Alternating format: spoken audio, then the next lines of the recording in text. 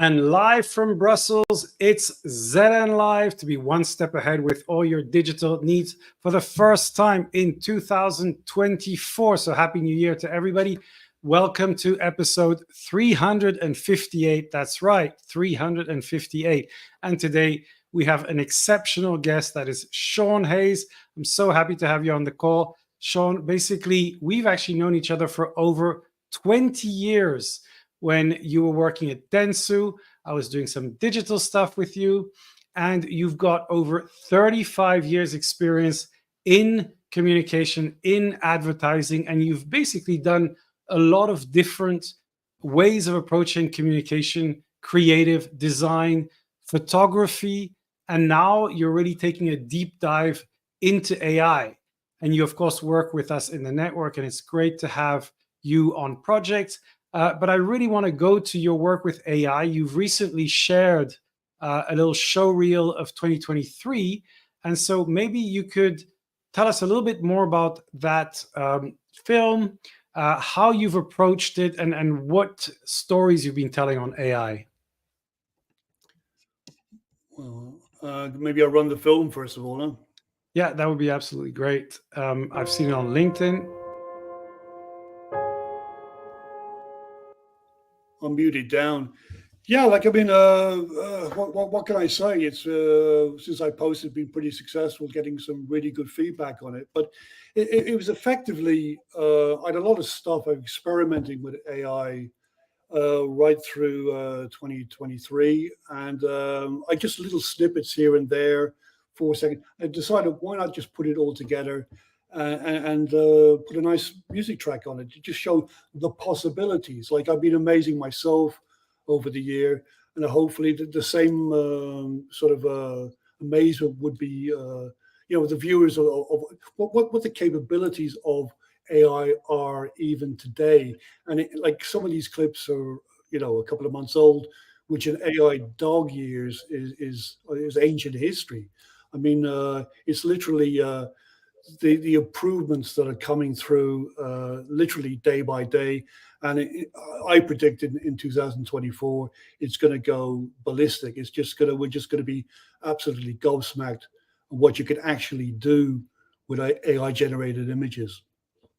Yeah, I love what you're sharing, and I think what's great about you is how you share your experimentation online, so we can see how you've approached a specific visual or an idea, something dynamic.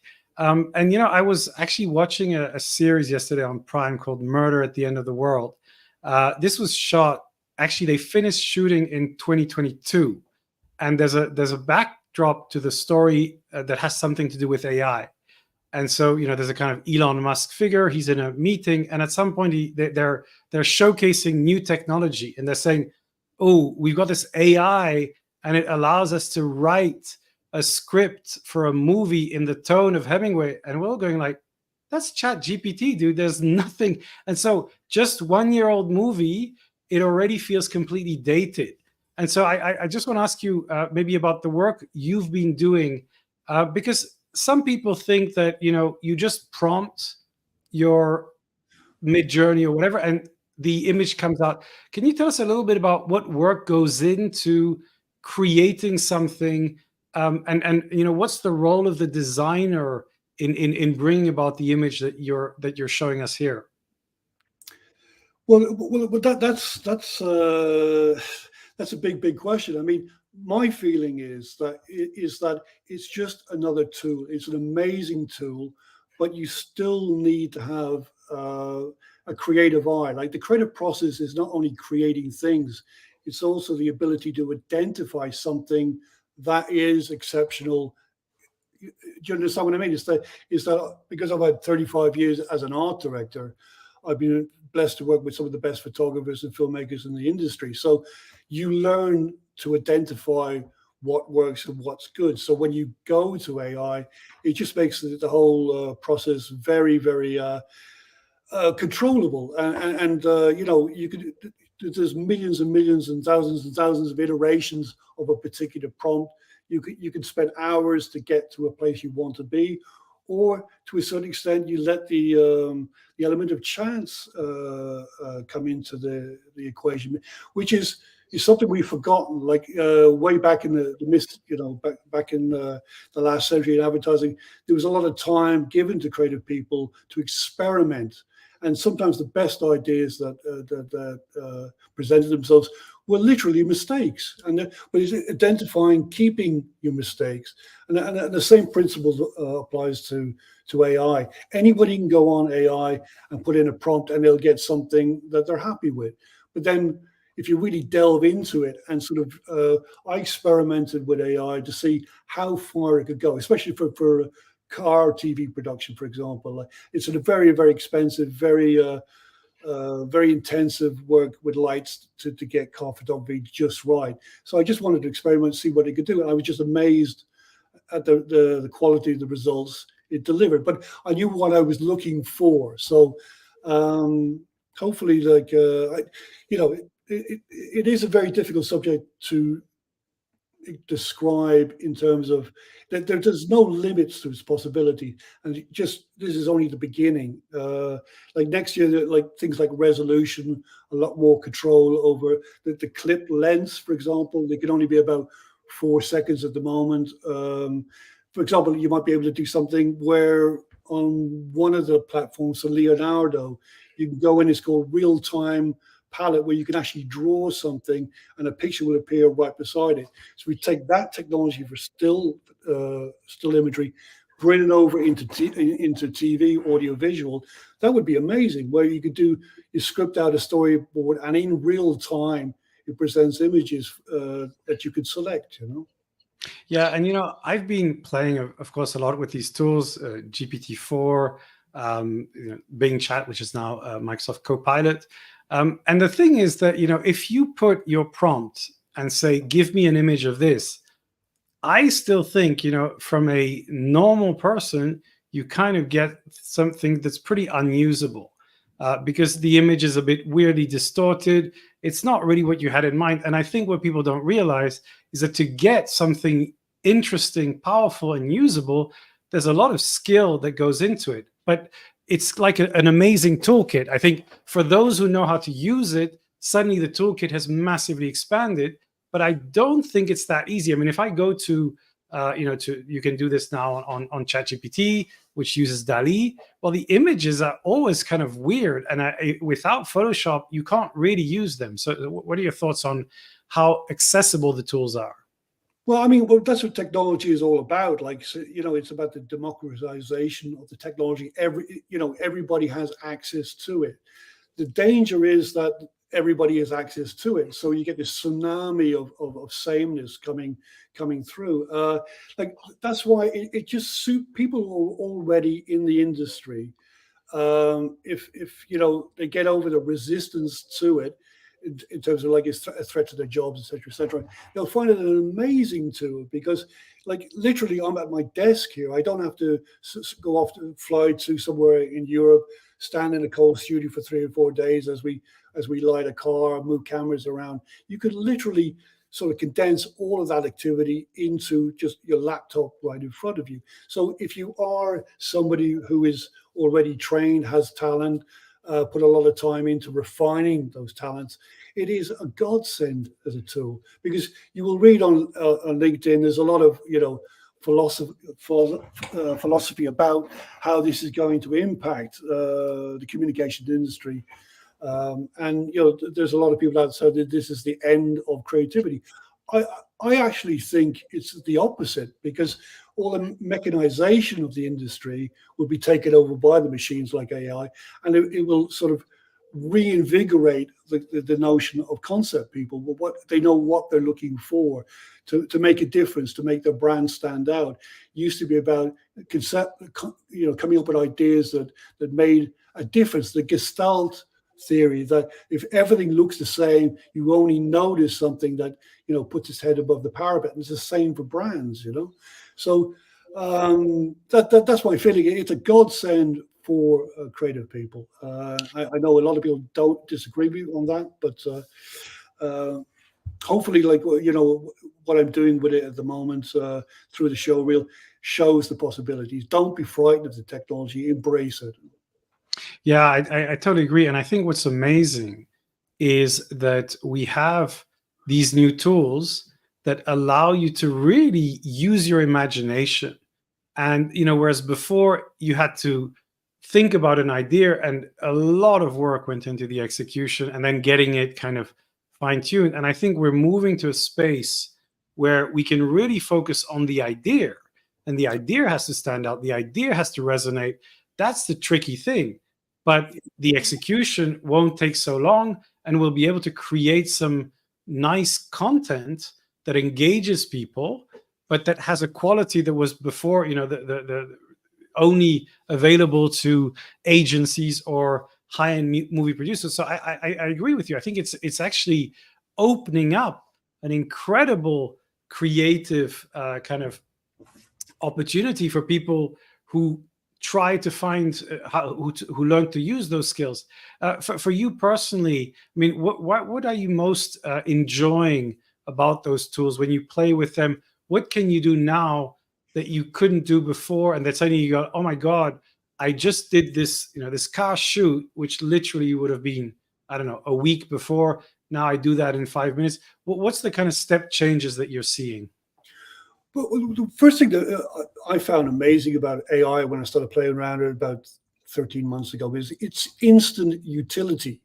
Instant. Like usually when there's a new tech, it's very clunky, it doesn't quite work. Though, yeah, maybe it's got potential, but it was almost from the get-go, like AI generated imagery. I was just gobsmacked. I mean, I've said, yeah, I've got loads of friends who are illustrators, I've got loads of friends who are photographers, and I go, and I could see right away, like, for example, this is the end of stock photography. There's whole industries that, in fact, that's what's going on at the moment. That's not that well known. Is that everybody's suing everybody else behind the scenes, Yeah, because what I find interesting as well, if I can move on to another subject, is that the whole copyright issue is that, in a sense, the AI puts the cat among the pigeons, because all our sort of political, legal, administrative structures based on, and which leads to copyright, is based on industrial revolution thinking, right? This is a complete paradigm shift in the sense that who owns the images, et cetera, et cetera. I mean, there's the recent one where I think the New York Times is yeah. bringing OpenAI to court because, like, what is the definition of information content? Because I can go on ChatGPT now and that's, okay, what happened today in Botswana, whatever, and it sources the information. So it's like a search engine on speed, if you know what I mean. So same goes for generating images. It's like I think the reason advertising agencies haven't adopted wholesale yet because the legalities are still in a gray area. So I think one of the big challenges is in 2024 is actually to nail down a brand new kind of legal / copyright structure, like watermarking images, for example, to make sure that people, when we get into the deep fake area as well, that there's a million and one things that need to be nailed down before AI becomes ubiquitous in the sense it's a day-to-day tool for communicators to use. But the potential is just, as I keep saying, it's a paradigm shift. It's not a disruptive technology. It's literally a paradigm shift because everything is data, right? And if AI is just large language models, which has access to infinite amounts of data, new sort of ways of how we construct it, even from a moral point of view, because if you ask for an image in the style of a particular illustrator or a particular photographer, is that, the question being is that even a good moral choice? Should be allowed to do that, And the Silicon Valley, the tech pros, like, have this sort of feeling that everything is derivative. Like a couple of years ago, Google tried to scan books without telling anybody. And all of a sudden, the publishers found out about this and went, copyright.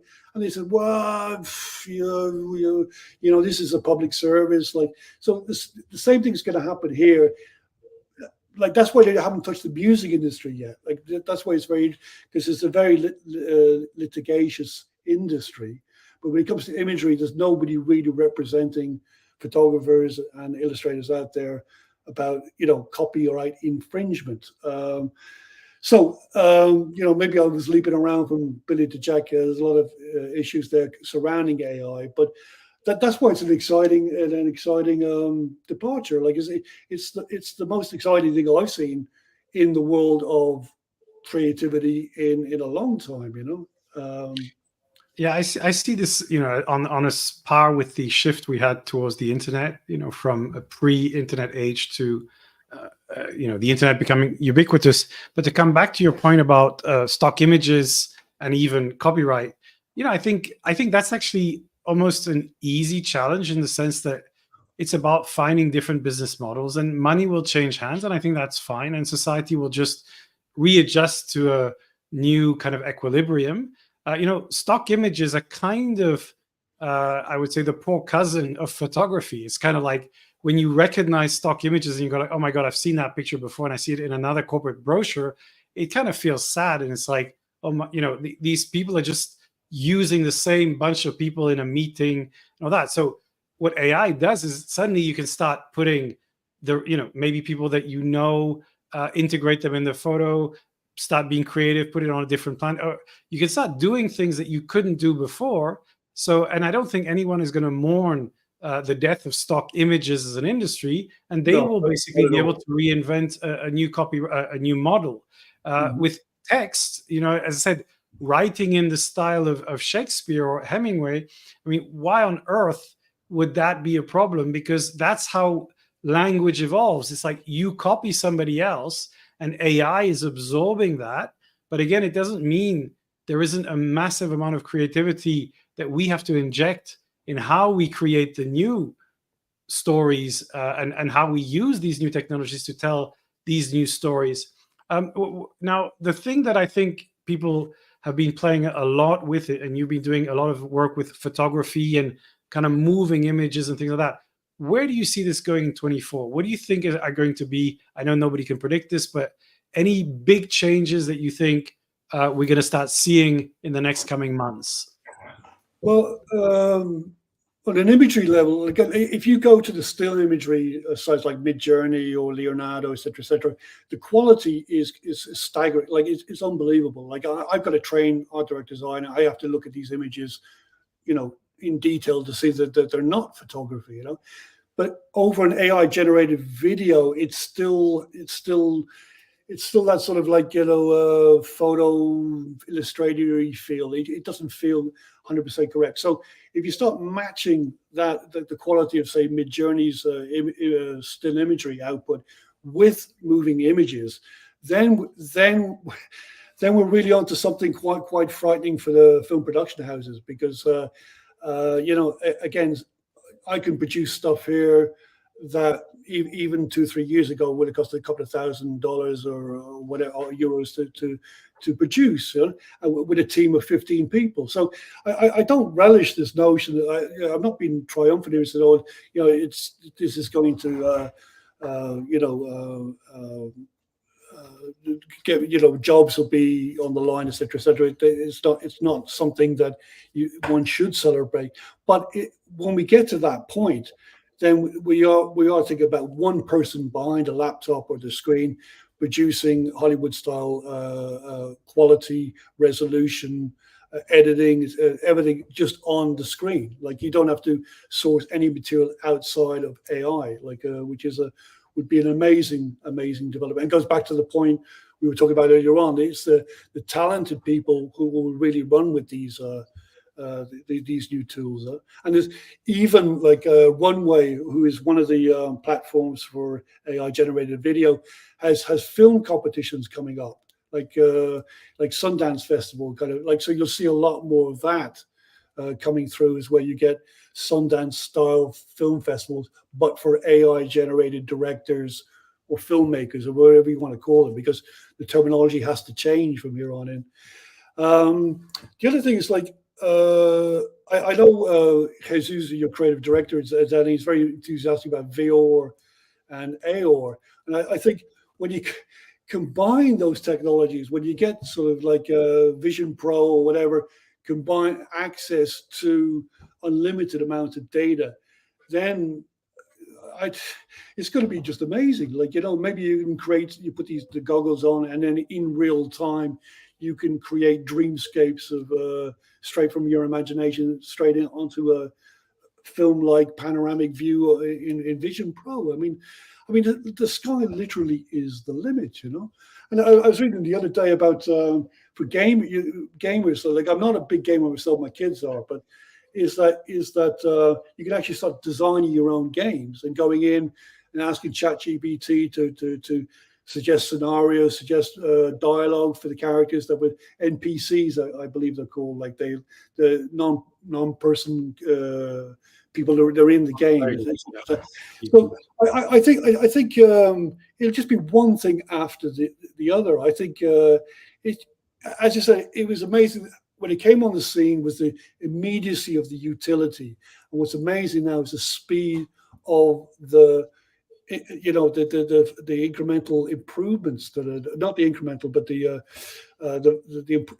literally incredible uh, it just exponential improvements in the quality of the material, literally day by day. So that's how I see things going.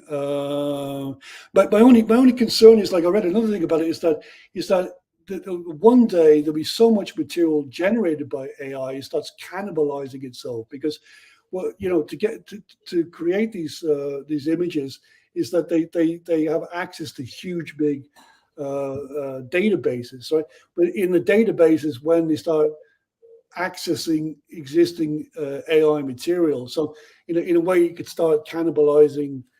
I don't think it's going to happen in the next couple of months, but it will come to the point where it's seeking all kinds of information input. It might even start, using AI generated material to create further AI generated material. Yeah, no, I think that's going to happen. And, one of the things that I think people who don't like AI and who resist the idea of change fail to understand is that, first of all, we already have so-called information overload in the world. You have billions of videos, posts, etc., all out there, and a lot of them are terrible. They're not particularly good quality. They're not particularly well done. They're not particularly interesting. And I think AI will just add another layer to that. It'll probably increase the amount, but to get to distinguish the signal from the noise, you're going to go back to that creativity, which is okay. Some stuff will touch people and will move them, and that will be a combination of using the tools with different ideas that stand out. So I think there's absolutely no reason to think that there won't be any creativity. It'll just be that your skills will shift from the ideation process, from the technical skills to the much more kind of creative part of the exercise. So which I think will make things very interesting. I'm very excited to see when we have our first blockbuster movie entirely created by AI. I think it'll probably happen in the next year or two, and I think that'll be something quite spectacular. Imagine and this is the thing, with the franchise model, when you create Mission Impossible 1, 2, 3, 4, 5, 6, 7, well, maybe AI can generate number 8 because you've basically got all the storylines. And honestly, blockbuster story writing is not exactly the most amazing writing that you can see, because people are just taking one story and just adding a new level. So I think we're going to see that, and it'll be interesting. And I mean, it's you still have room for independent, completely original creation, and then you have the big blockbuster model. Now, closer to our industry, communication, advertising, what do you think the AI will do to the advertising communication industry? Well, yeah. The thing is, like, interesting for me, because I don't really work in the big agencies anymore. Is that they used to give creativity for free because they were making so much money from media buying, for example, back in the day, and then it moved to, like, they were making money at the percentages on creative production, right? But if the AI sort of increasingly, if you extrapolate the technology, right, the price or the cost of creative production rapidly drops, not to zero, but will rapidly drop. So there's a bit of a dilemma for the traditional advertising agencies in the sense of, well, where is the income going to come from? But as I keep saying, maybe the good news is that they will reinvest in concept people, because the traditional advertising agencies, literally made household brands based on hiring people, creative people to come into creative departments, and really sort of dig deep to go with the strategists to come up with concepts that made brands stand out. Now, with the digital ethos that came in the last 10, 15 years, it sort of inverted. It says creativity really wasn't that important anymore because people are going to have sort of conversations with brands online, et cetera, et cetera. Like, they've had 10 years to prove if this can work, and it hasn't really worked. And you can sense it from clients; they're looking for something new again. So that would be my recommendation. Is like is the impact for the communication industry is that it might be more difficult. Like, well, there's WPP, which is one of the largest advertising holding companies in the world. They recently teamed up with Nvidia, which is The chip maker. AI chip maker, So, but that will work at scale, like, because there will always be a huge demand for content, lots and lots of content. So I can see how that business model can continue. But again, it's everybody in the middle. I think there'd be a lot of sort of reevaluating their business models from here on in, because it will demand, how are they going to make money? They used to make money from media, that's gone. They used to make money from creative production, and AI will literally put the cat among the pigeons on that one. So it'd be interesting to see how they deal with this. Yeah, that's and as for TV production, advertising, commercial producers, etc., etc. I haven't talked to one. I know I have some friends who I must talk to them on this. Is how are they going to deal with this? Because it used to be very, very expensive to put a 30-second or a 60-second commercial together. So if costs come down, you know, so it's a financial impact, that's for sure, on the agencies and the TV audio visual production. Yeah, and I see this as a massive opportunity, especially for smaller agencies like ZN, because we're able to use those changes to build a growth model by finding the talent that matters and bringing it together into projects. So that's why we have this remote network that allows us to get people like you to bring their expertise to a project with their unique perspective, and then to kind of create a project and then reassemble on another project depending on the skills that are needed. And I think, to me, the massive groups, the WPP, the PPCs and all that, they're going to have to really find ways to justify why people need this massive size, because you can get a lot of the talent, a lot of the execution with much smaller networks. So I see this as a big challenge to the dominant existing players, and a great opportunity for more tech savvy, smaller players that can really embrace AI and embrace those new networks. So I think it's great stuff. So now let's go to our recommendations of the week.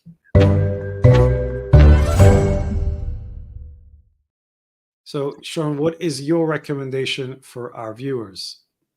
It's a book. It was an audio book listened to over the Christmas period.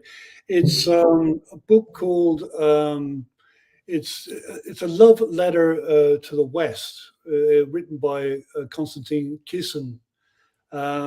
He's making a name for himself with a podcast called Trigonometry, which I recommend that you to listen to. But the premise of the book is very, very interesting, in the sense that he is a Russian immigrant. He left Russia when he was about 12 or 13 to go and live in the UK, and he couldn't speak a word of English. And now he's a comedian, and he's completely fluent in the language. But his premise was, because he can compare, he says, like, there's something that's building recently in the West, is a sort of a self-loathing that is beginning to build in Western societies, like, and it's culminating in sort of the most malignant aspects of wokeism, or even, with Extinction Rebellion. There seems to be something in the Zeitgeist, which this feeling of guilt, or like somehow we've got to, everything that we've built, and which is great about the West, is up for destruction, because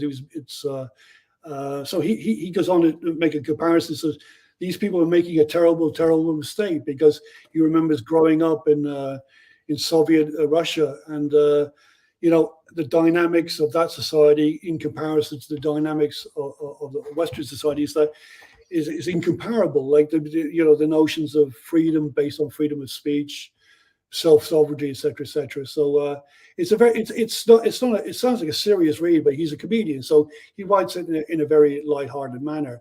But he makes some very, very salient points about we have to be very, very, very careful, because the narrative out there, especially online, is very negative towards the West. And sort of everything that we built over generations, like my grandfather fought in the trenches in the First World War in Belgium and France. Like we seem to be just we don't respect what the West has built. We just see its criminal past, etc., etc. So anyway, yeah, that's the basic premise of that particular book. Yeah, that's a very, very interesting, and I think a very good time to think about this, since we're at the beginning of the year. We have elections coming up this year, the most elections at any point in time in history. So I think it's very important to think about where we want to go as a society. I think, as you said, there's a lot of negative thinking in the air. Social media amplifies polarized opinions. And I think we need to just be more optimistic and look at the things that bring us together, the things that energize us in a positive way. And that's what we need to kind of bring through these conversations. And in that spirit, actually, so my recommendation for our view is it's actually a course based on the book Designing Your Life, Your New Work Life. It's called the Odyssey Planning Course. It's from Stanford, the D Lab, actually. So it's applying design thinking to your life. So if you're into New Year's resolutions, or simply into thinking, where do I want to go from here in this new world, this is a fantastic course to do. The book is called Designing Your New Work Life. Actually, it's originally by the guys who invented design thinking from IDEO and created the D Lab in Stanford. And so what they say is, look, think about what you want to do in the next 5 or 10 years of your life. Think about it like a designer. Create different scenarios. So you could say, this is one potential plan that I'd like to do. This is the second one. This is the third one. And see how you can prototype and test those plans. So what would happen if you became a digital nomad and traveled the world whilst working as a designer or a consultant? What would happen if you started your own business? What would happen if you started writing a book? Again, this is for people who are not more advanced in their life. You have students saying, where do you want to go? But try to be deliberate and structured in that process. I think it's a useful exercise to do once in a while, once every couple of years, and to rethink where you want to go next. So great reading, very inspiring. So I think that's all we have time for. Thank you so much for being there, Sean.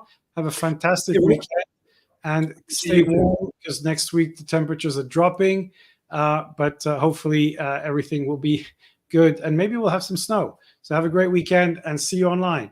Bye. Okay, bye-bye. Thank you.